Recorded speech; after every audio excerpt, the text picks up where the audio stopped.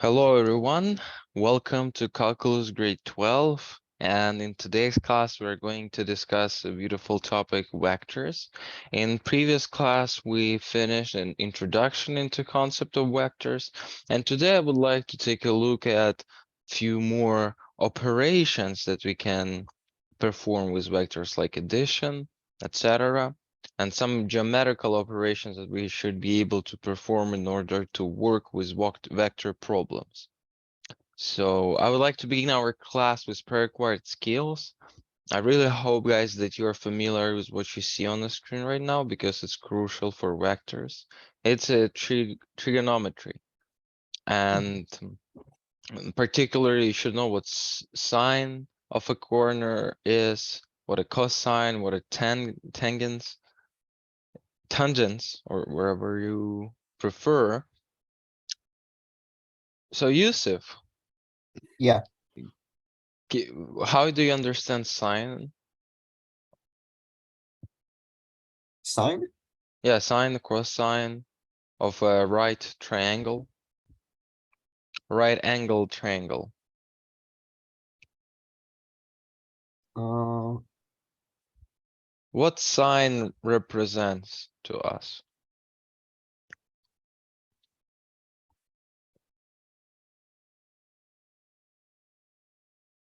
it relates to the angle x, I think. So I don't know sine, exactly. sine related to the ratio, isn't it?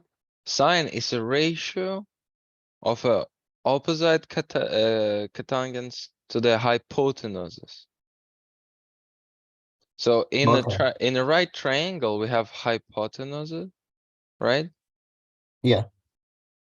Hypotenuse, and we have two what it's called cathets, but they usually call the opposite an adjacent one, because when we're talking about sine or cosine, that's what we're interested in, which side lays in front of a corner, right?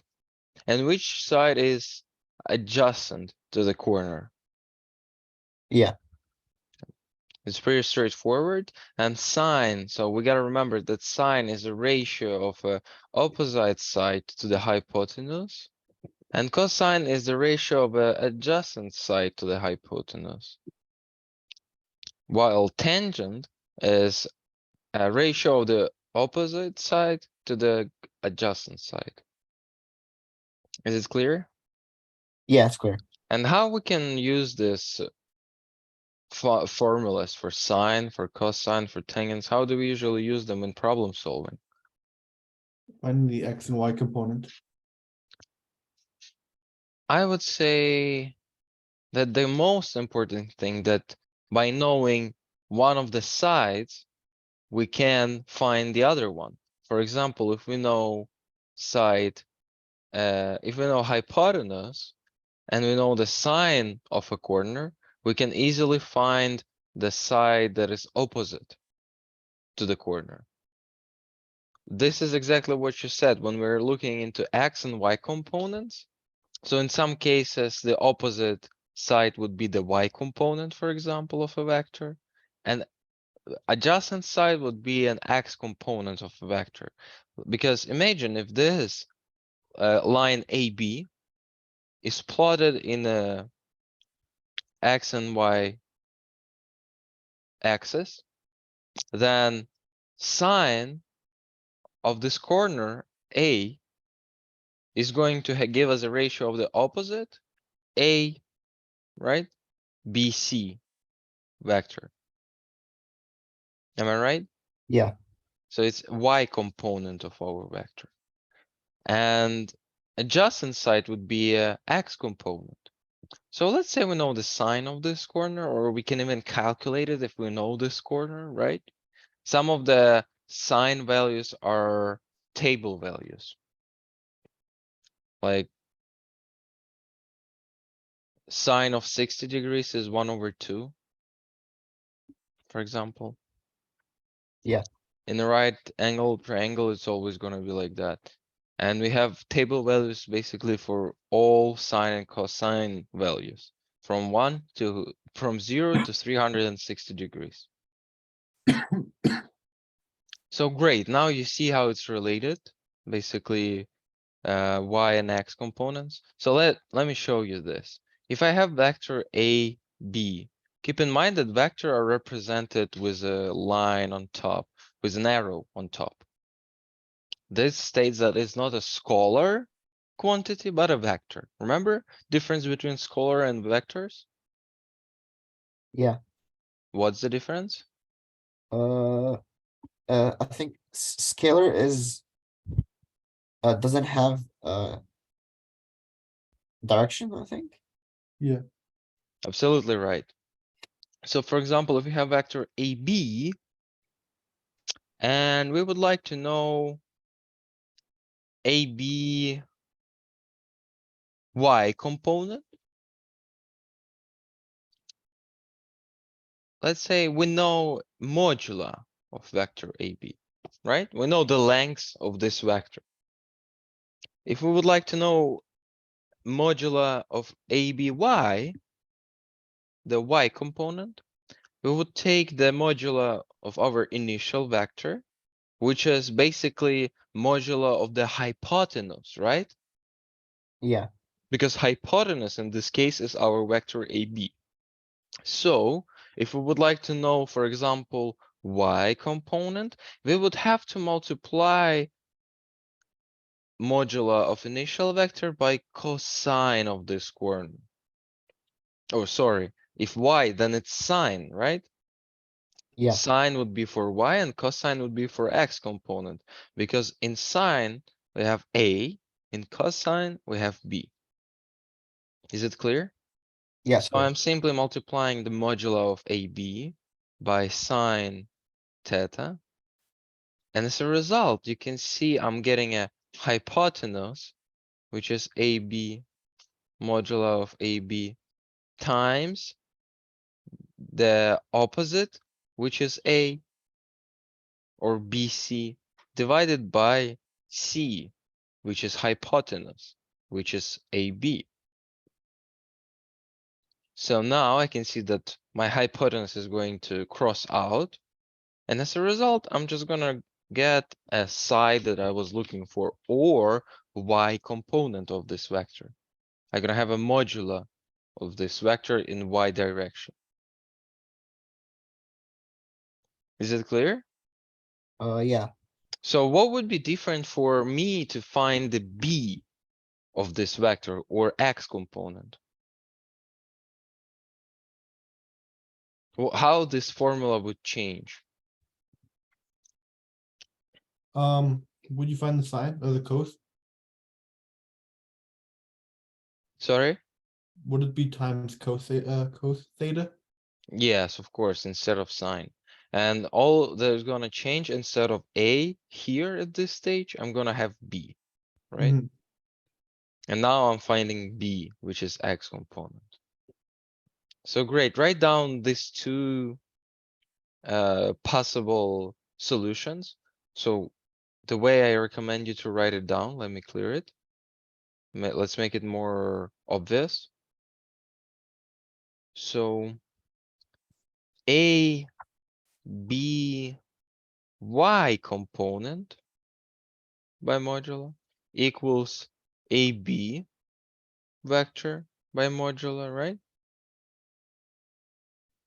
You can state that this is vector, but in calculations, we're using its modular, right? So AB times sine theta equals A. Or if I want to know A, B, X, or X component, which is AC, right? Basically vector AC. And AC, it's exactly as it is. It starts from A and goes to C. While Y component will start from C and go to B. So it's gonna look upwards. Do you understand why? If my vector would look downwards, then I would start from C and go down. It would be opposite direction for my vector, but my vector is in first quadrant in this case. So it has both positive for X and Y directions. Is it clear? Yeah, give me a second. Yeah. I'm putting it down. Yeah, sure. So let me keep writing it. So it's equals AC, which equals B, or equals modular of AB vector times cosine theta equals B. This is exactly like physics. Pardon? It's exactly like physics. Yeah. Yeah, because that physics that you're talking about became possible only because of this calculus. Only because of trigonometry. Basically, this calculus one was made in order to describe that physics that you had in this semester. The one you started in October, Mhm. and this for object, the object thrown at an angle to a horizon, Projectile motion. projectile motions, kinematics problems. Will They it be all involve this will it be stuff. easier if I know that? Huh? Will it be easier, this unit, if I know physics? Of course, of Okay. course.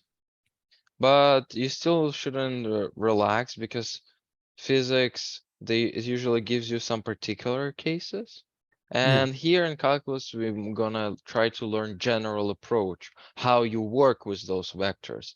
We're not gonna stick to those problems that you had at physics, but those are gonna be a good example for us to understand vectors better. Okay. Because this is basically greatest implementation of vectors, which is physics. So did you get this slide? Yeah. So let's move to the second one. Here's the sine law, really a good useful one because you're not going to have a right triangle all the time, right? So sometimes you would have to use other formulas to find value of a vector that we are looking into. For example, here you would have exactly the same approach, right? By knowing this formula, you can find each component. For example, let's say you know A, B, sine B, you can find sine A. Is it clear? Yeah. So write it down for your further notice.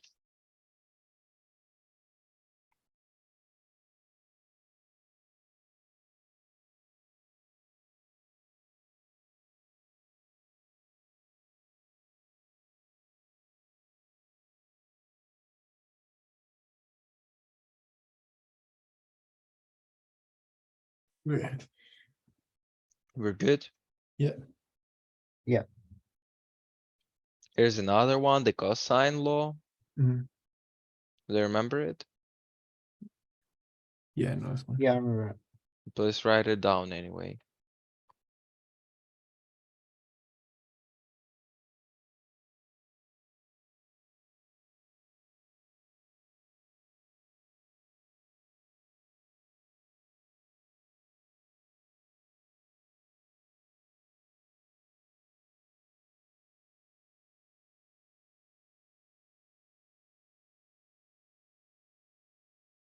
Is this part of the equation here? Like the 2BC? Is that times cos A?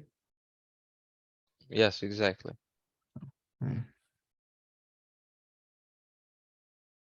How would that be a cosine law if there is no cosine in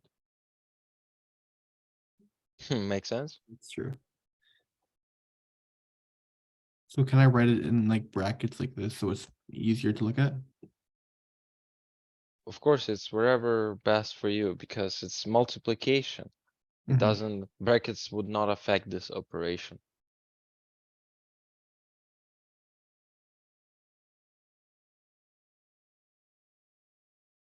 Here, brackets would not work if you put them like this and just like Yeah. where they're not in place. But here, Okay.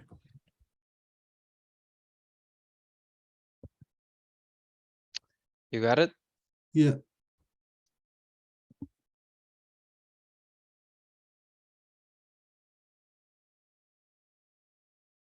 Yusuf?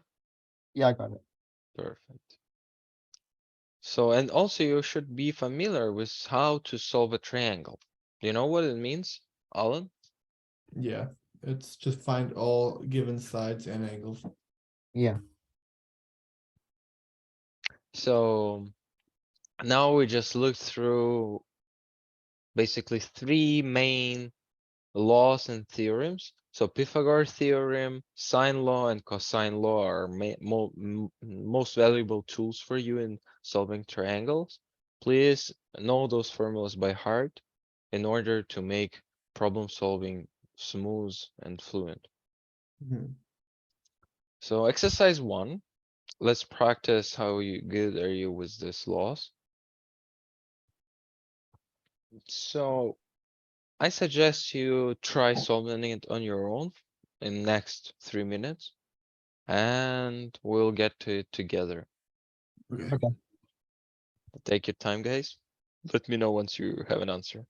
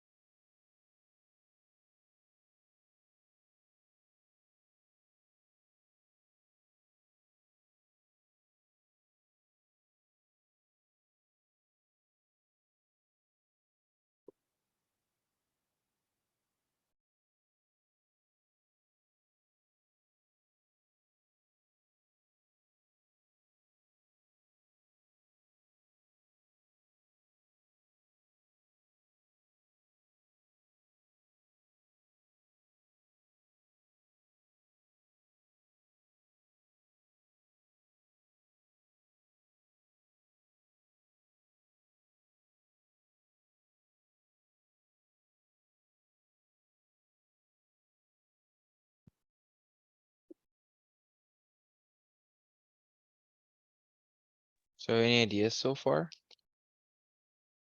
Yeah, I think I got it. I'm just solving it right now. Yeah, me too. Okay, so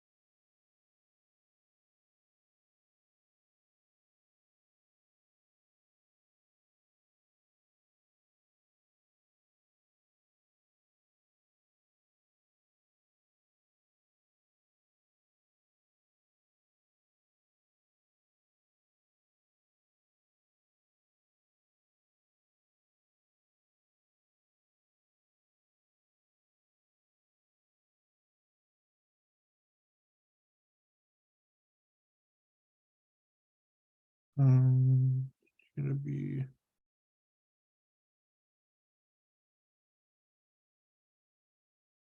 I got 5/3. So great. Once you have a answer, let's walk through the solution. We So would in get- ABC triangle, we know that we have a right angle B. So I'll go ahead and pick 3 points.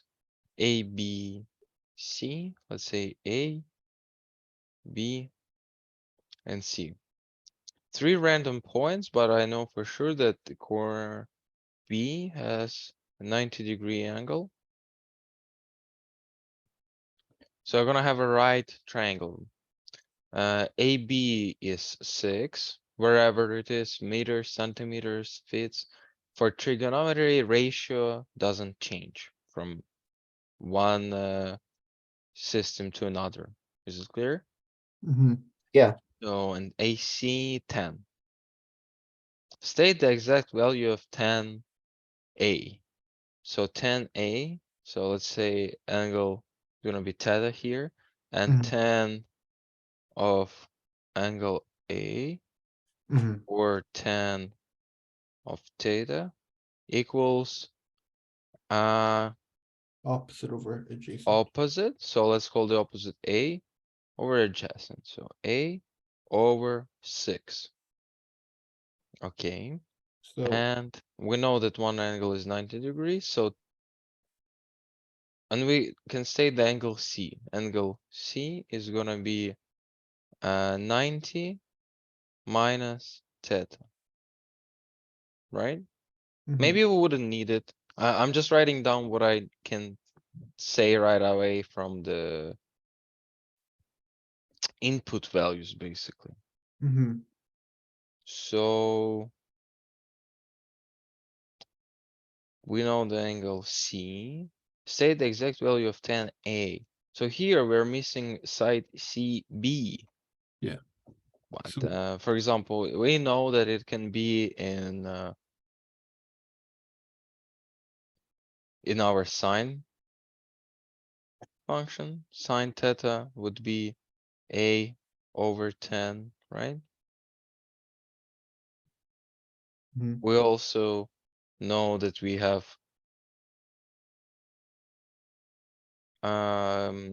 we know we also can use the cosine formula here, cosine law and sine law. So it's what I see here, a lot of approaches. So which one did you use? I used a squared plus b squared equals c squared to find Yeah. a. Yeah, that's what I used to. Oh, so you use the Pythagoras theorem. Yeah. So you found the easiest way. I'm glad. Congratulations. Yeah, that's what So, they taught me in school, so pardon? that's what they taught me in school, so let's just use that. Yeah, of course. If you have a easiest solution, why not to use it, right? Yeah. Mhm. And while I just want you to understand that you could also try to use the cosine formula here, for example.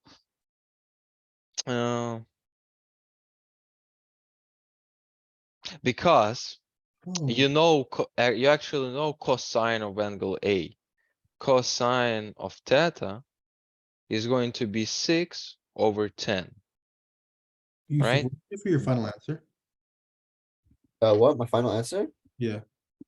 Uh, I got 5/3. So, Oh. Okay. so let's evaluate it. Let's find A. A is going to be A. So we know that AC squared equals CB squared plus AB squared, right? So we know that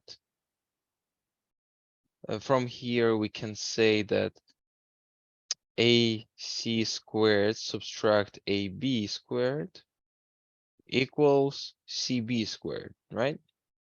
Mhm. Yeah. CB is actually A, what we're looking for. So my next step would be just to convert this into whatever units this is. So it's gonna be 100 subtract 36 equals CB squared, which is 64, 64 CB squared, which is which 8. is 8. Yeah. Absolutely right. So now we know the tangent is going to be 8 over 6. And then at this point, I rearrange the formula to solve for theta. But we shouldn't find theta. We should find exact value of tangent A. You see? Oh, okay.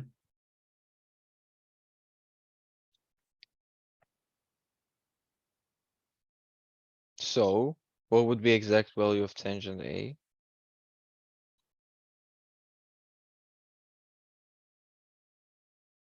Guys, Mm-hmm. Yeah, or 1.3 and 3. 3 in period. Okay. Can you double check it? Go to No, that's right. That's right. internet. Yeah, I solved it. I solved for theta. So you solve for theta, go to internet, just Google tangent 8 over 6. So basically, no. If you solve for theta, so you know the theta, go Yeah. away and say, what is the tangent of this angle? And let's see if it's 1.3.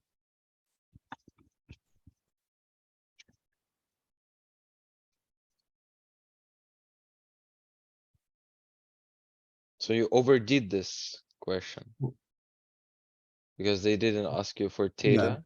Yeah, I did. So I got 53 degrees, which is but So I- if you plug it into internet, you say tangent of 53 degrees is. well, I use the calculator. So what calculator says?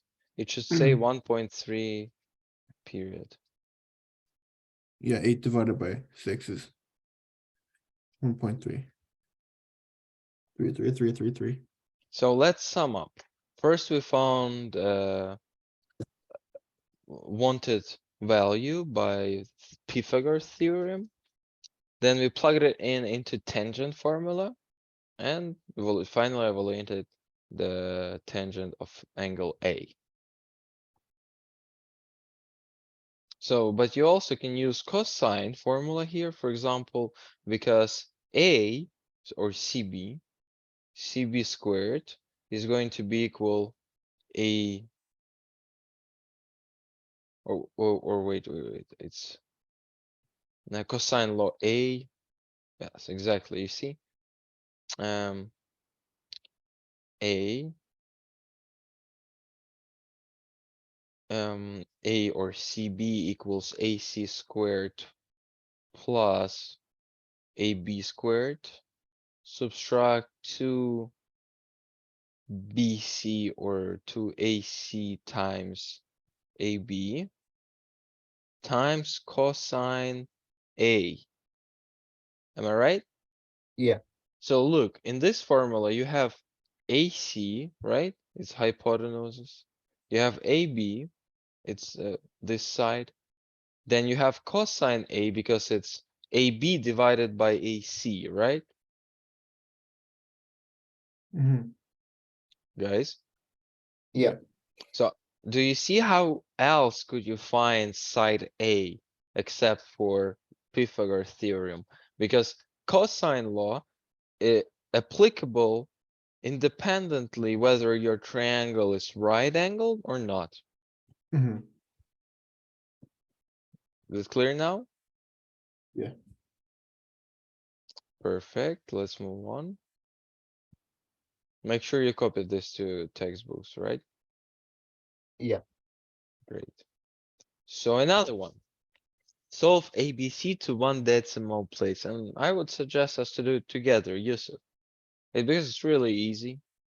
So let's solve it. What else? What are we missing here? We're missing angle B, Yeah. angle C, and we're missing side B. What would Yeah. be your approach to solve it? So just use we can use sine law to find.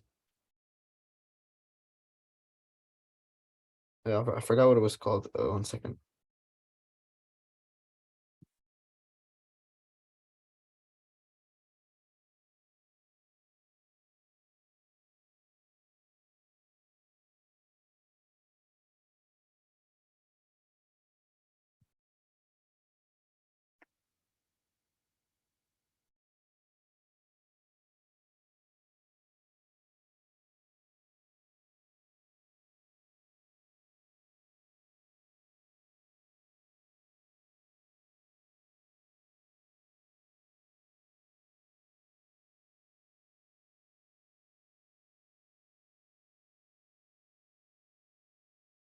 Yeah, cosine law.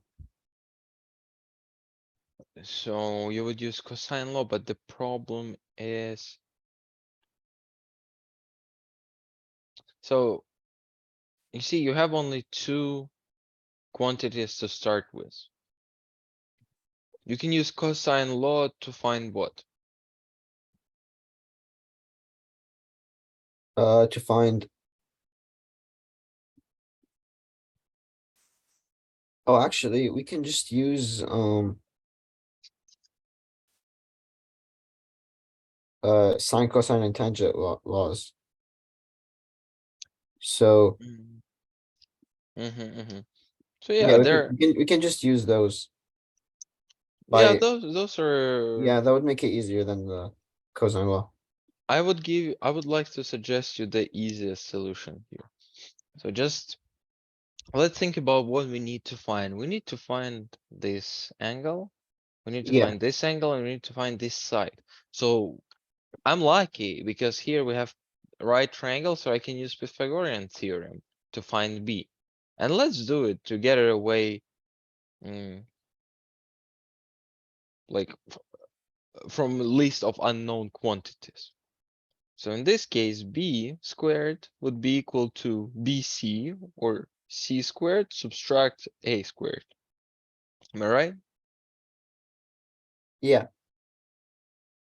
So now B squared equals 37 squared subtract 22 squared. Can you calculate it? Yeah.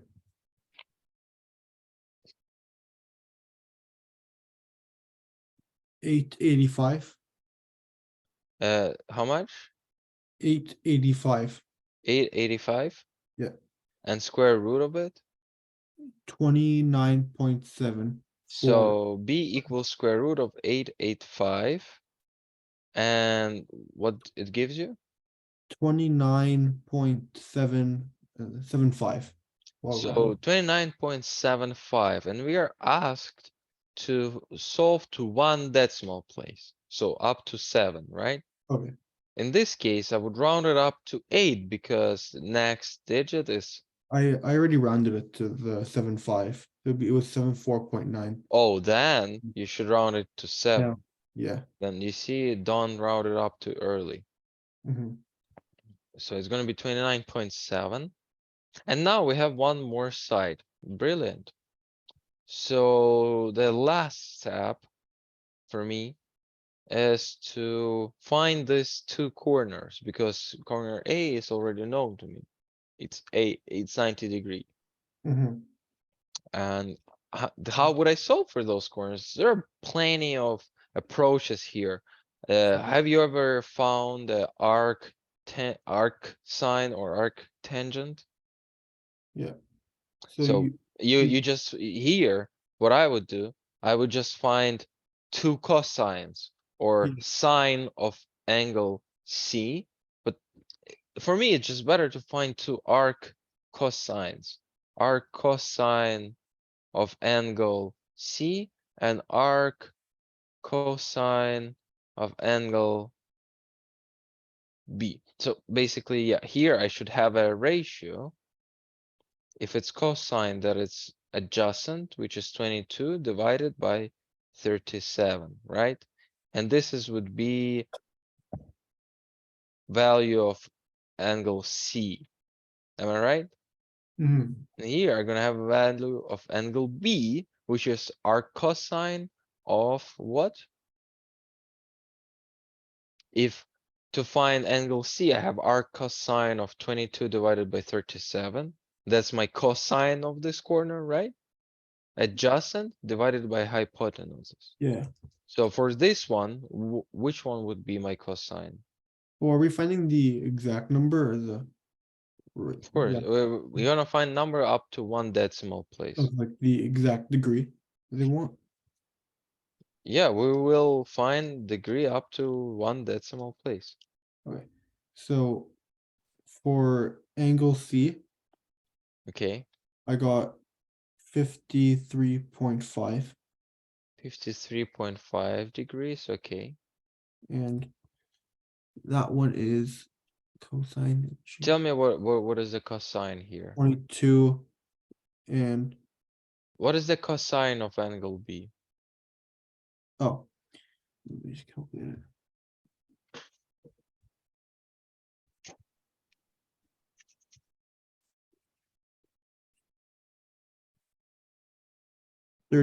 $36.6. Can you tell me what is the cosine ratio of Oh, angle B? 29.7 over 37. Exactly. And what angle it gives us? This arc function? 36.6. Great. 36.6. But now you have to look here. Is it possible? 36.6? No, how could 36.5? It's impossible because sum of these two corners should be 90 degree. Mm-hmm. And now right now is what you said, 53.5 plus 36.6 is 90.1 degree. Okay. So you rounded up somewhere incorrectly. I didn't though. Let me just double check.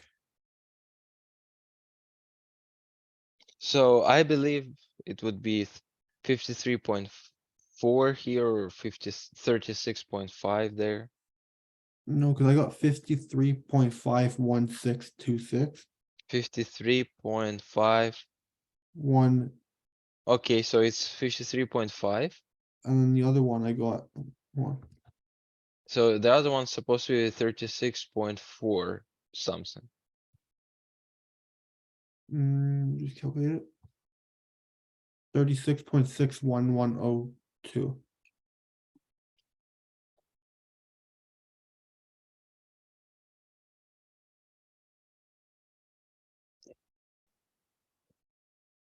But you understand that Yeah.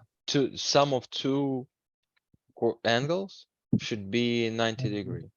Yeah, I don't know why. So but I think I know why, because somewhere for example here you see we're using 29.7, but in fact Yeah, it wasn't 29.7, it was another value. It was yeah, yeah, 29.7 something something, yeah, but we rounded up. yeah, So that's why we're getting this yeah, 1/100th error. You yeah, see, we're getting 100th error, which gives us wrong decimals. But I would round it up. 36.5 would be my answer. yeah. So we solved this triangle. Great. Any questions about it? No.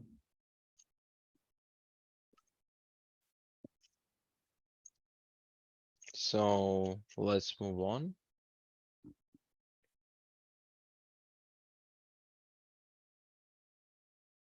Let's review what we covered in last class, right? We just began with introduction to vectors. And Yusuf, can you remind me what we discovered in the last class? What kind Yeah. of properties of vectors? Like when does two vectors equal one another? Properties of vectors. Like, yeah, when does two vectors equal one another?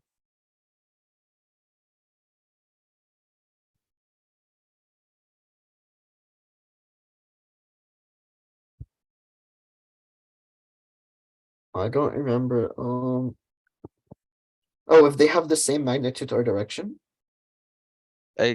Not or, but and. and direction, yeah. They should have same magnitude and direction. Yeah, so like, and if they have the same length, which is magnitude, and are pointing the same direction, they're equal. So, but can be the modular of two or a magnitude of two vectors be equal while they're not equal?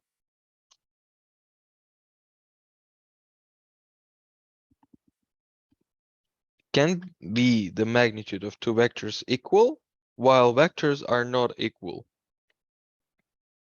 No, Why?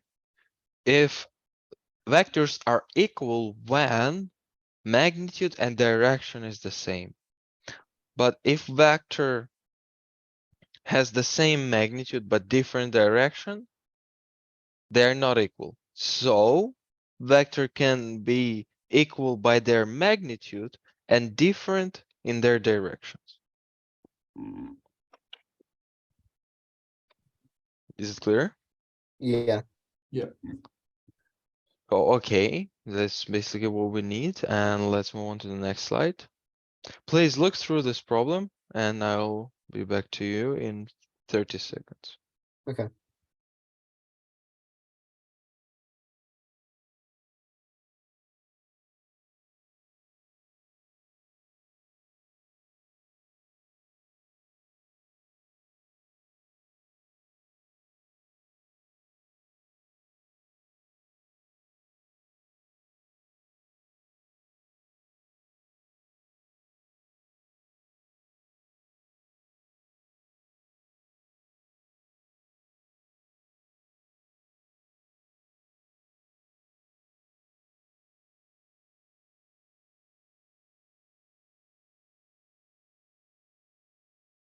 So any questions about it?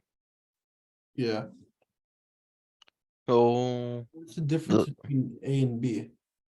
if two vectors have the same magnitude, then they are equal. If two vectors are equal, then they have the same magnitude. So difference between these two, that one is true and the other one is false. Which one's true and false or false? So let's walk it. Let me walk you through it. No question. So if two vectors have the same magnitude, then they are equal. Yeah. So basically a minute ago, we discovered that vectors should have same direction and magnitude in order to be equal. Okay. So statement that if two vectors have the same magnitude, then they are equal is false, because being equal does not equals having same magnitude does not means being equal for vectors. Yeah. Because there is a one and more important property, which is direction. Yeah. So a second one, if two vectors are equal, then they have the same magnitude. Basically, yes, this is true, because again, in order for vectors to be equal, they should have same magnitude and direction. So if we say that vectors are equal, we can conclude they have same magnitude. Okay. Question C. If two vectors are parallel, then they are either equal or opposite vectors. That's true.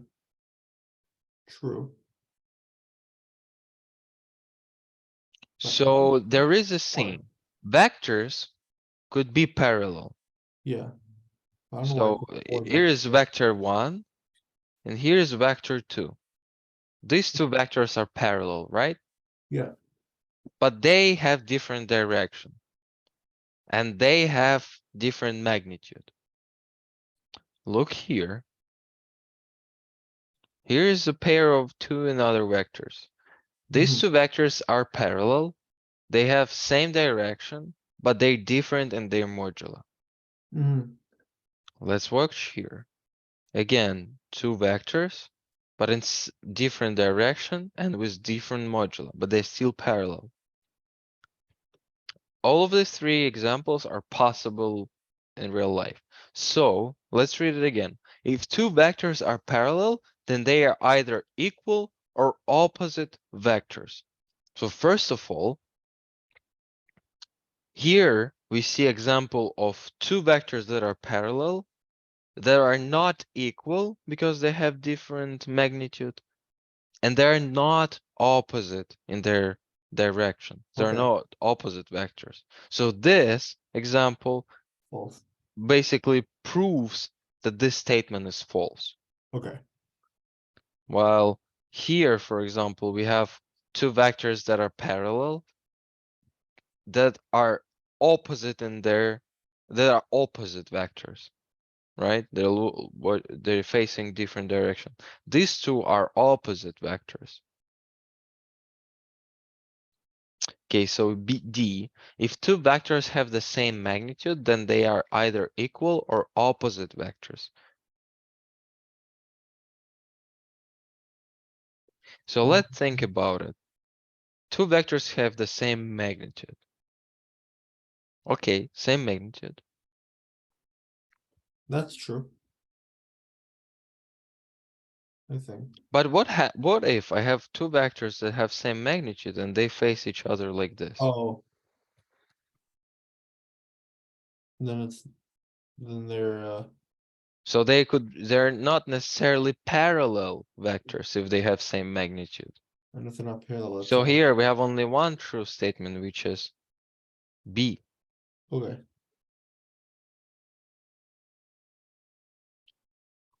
Is it clear? Yeah. That's clear.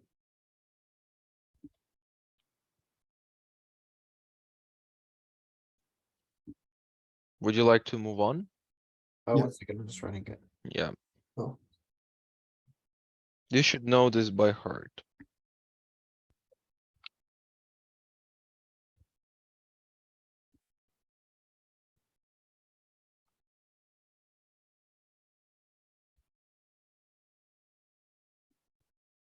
Oh, I got it now. Alan, Yeah. you ready? Yeah, I'm good. We still have one interesting topic to touch today before we end up our class. So let's quickly review this practice assignment, because here basically we're gonna start understanding additive properties of vectors.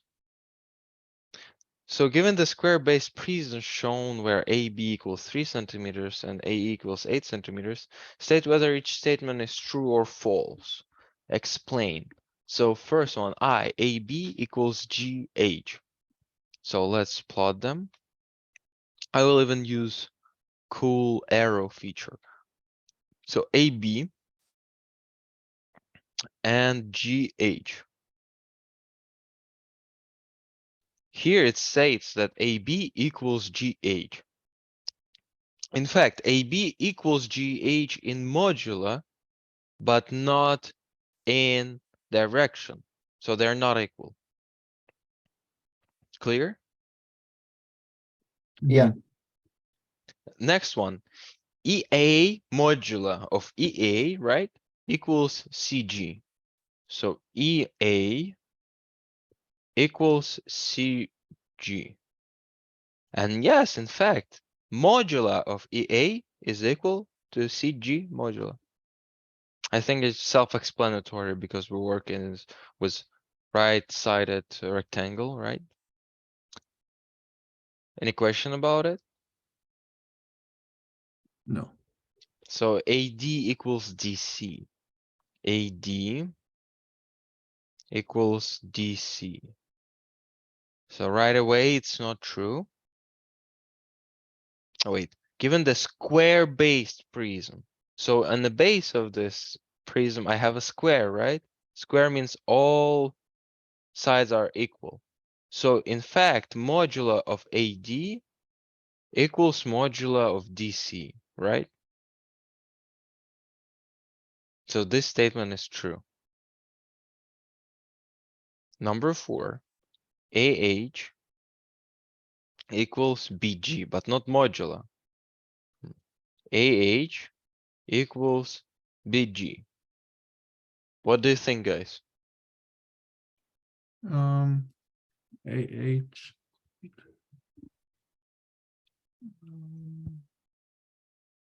Yeah, there. It's true. Yusuf, I think so, yeah. can you justify your statement? Because of magnitude and direction is the same. Absolutely right. So now calculate the magnitude of BD, BE, and BH. Let's state them. BD is going to be this diagonal of the base. BE is diagonal of this side edge, and BH is the internal diagonal of the prism, right? So how would you solve it? How would you find magnitude of these three vectors?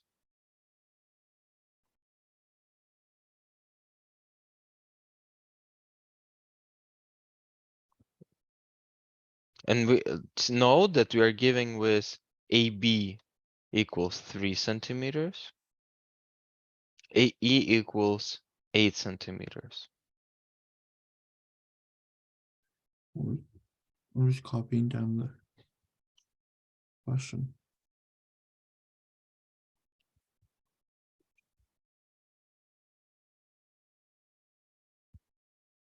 Okay. So I would give you a hint. What I see here is triangles everywhere. And why shouldn't I use skills gained from trigonometry and triangles to solve this particular problem? Why shouldn't I? I think I definitely should use trigonometry because I'm working with angles, right? With sides of a geometrical objects, which are triangles in this case. That's why your teachers are saying that trigonometry is really important and you don't understand why it's important. But it's really, it's important because it's everywhere in physics and everywhere in forces and vectors. Sorry, can we go back to question A? So I is false. No, sorry, 1 is false, 2 is false, 3 is false, and 4 is true. 4 is true. 3 is true. 3 is true. Yes, because by modulo, you see, AD equals DC by modulo because base of this prism is square. Yeah, Square has equal ribs. yeah, So AD by modulo equals DC, but not by direction. yeah. That's it. Oh.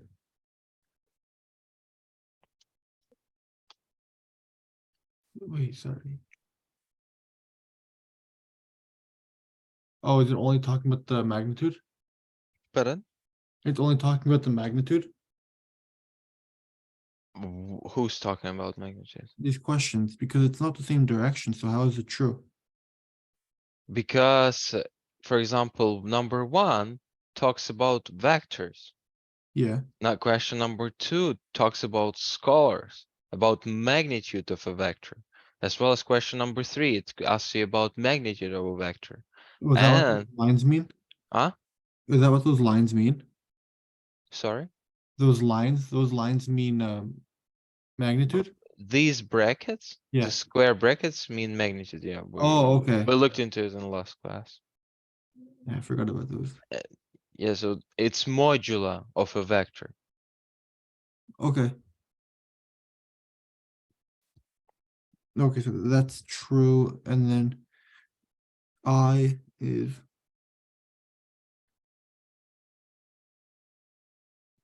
oh is sorry, is 2 also true?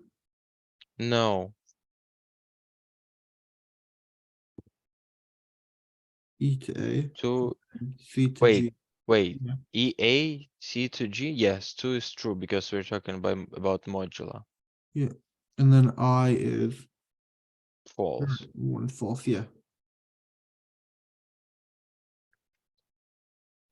Okay. Got it. Thank you. No worries, gotcha.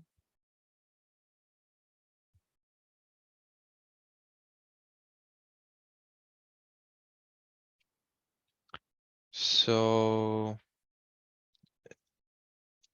what about magnitude? Will we find it?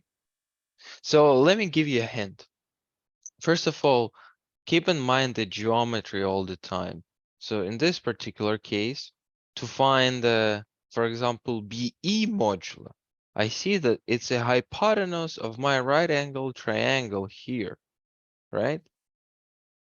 And I can simply find it using the Pythagoras law, Pythagoras theorem. Okay. Is Yeah. it obvious? Yeah. So let's call this C. C would be equal 8 squared plus 3 squared. Square root of this, actually. Then I have BD. Again, this is diagonal of my right, of my square on the base.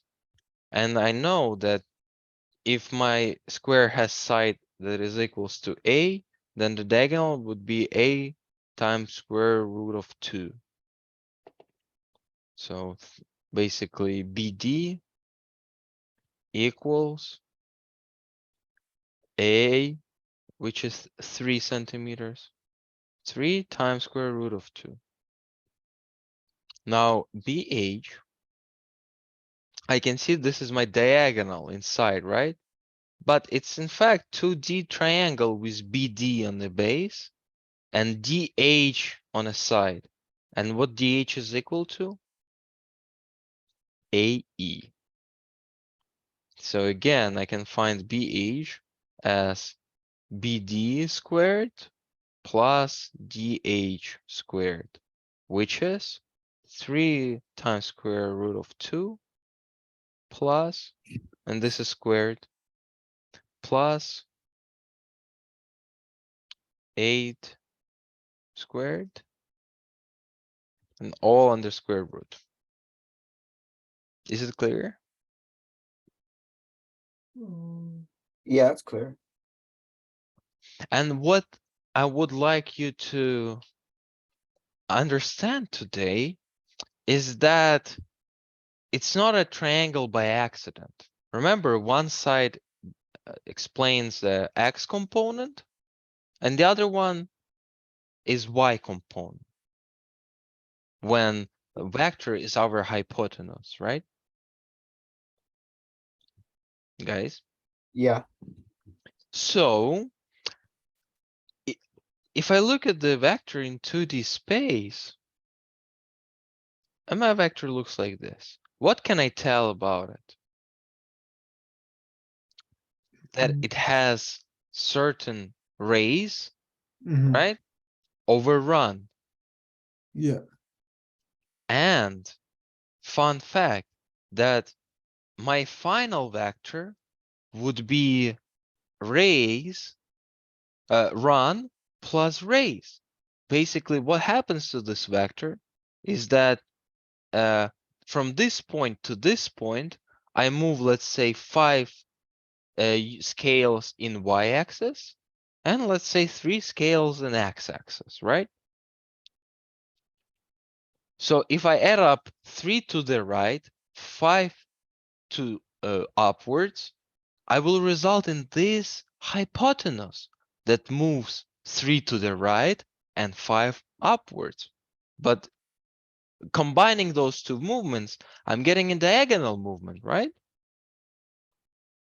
I Yeah. can come from this point to this point by moving 3 towards the right and then 5 upwards. But if Mhm. I do those two actions simultaneously, or I add up those two x and y vectors, I'm getting my vector that is diagonal in this case, Uh-huh. or hypotenuse.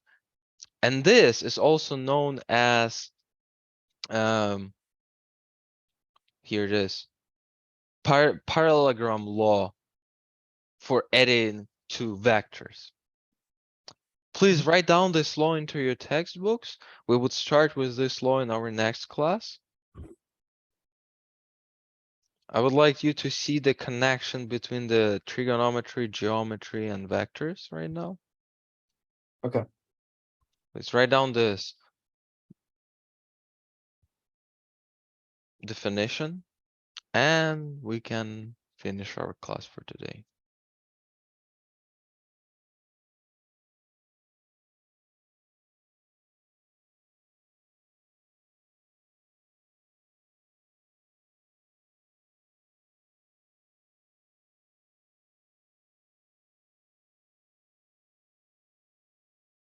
Do we draw the diagram as well? Pardon? Do we draw the diagram as well? Yeah, just sketch it Okay. like draft. Don't be exactly precise.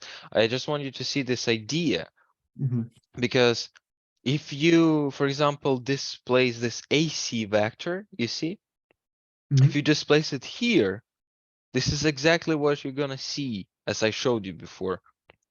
We move in x-axis, and then we move in y-axis. But in this case, because it's general rule, we are working with parallelogram, because parallelogram has no 90-degree angle, not necessarily 90-degree angle. So you can generalize this property with parallelogram. And what you can see here, if you have two vectors that start from the same point, one of them goes upwards, for example, the other one goes to the right. If you add them up, resulting vector of this addition would be a diagonal of a parallelogram based on those two vectors. You see? Mhm. Yeah. Using these two vectors, we can finish drawing parallelogram, right? By mirroring them, mirroring this side and this side. Is it right? So whenever you add up two vectors that start up from the same point, you're gonna have as resulting value this diagonal. There are many, many more interesting properties with vectors when we, for example, subtract vector from vector, when we multiply vector by vector. Those are, especially multiplication of vectors is advanced operations already. And me personally, I had a lot of fun studying them. And I hope you will have as well. I hope you liked today's class. If you have any questions, feel free to ask. Otherwise, you're free to go. I'm just gonna finish writing it. Sure.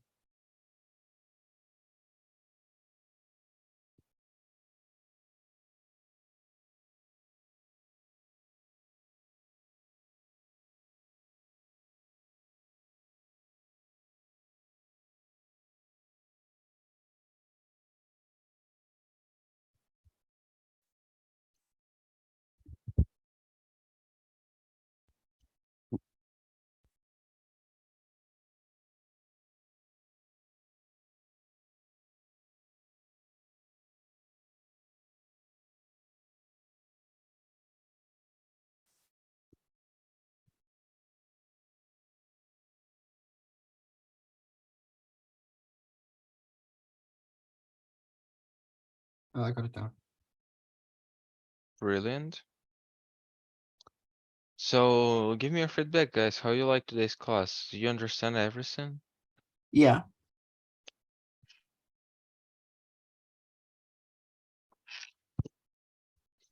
Okay, if you have any Well, questions, then I could give a bit more feedback. I like more examples. more problem solving. Yeah, that's how I learn better. Okay, so I will post a home assignment for this unit. Well, more examples in the class is what helps Sure. me. So for this one, if you're gonna have any issues, please feel free to text me. And in the next class, I will include more examples. Because what I'm trying to touch in class with you is the basics, the theory, so you get an understanding, and because I believe you can practice on your own, but if you prefer to have more examples, let's do it. Mhm.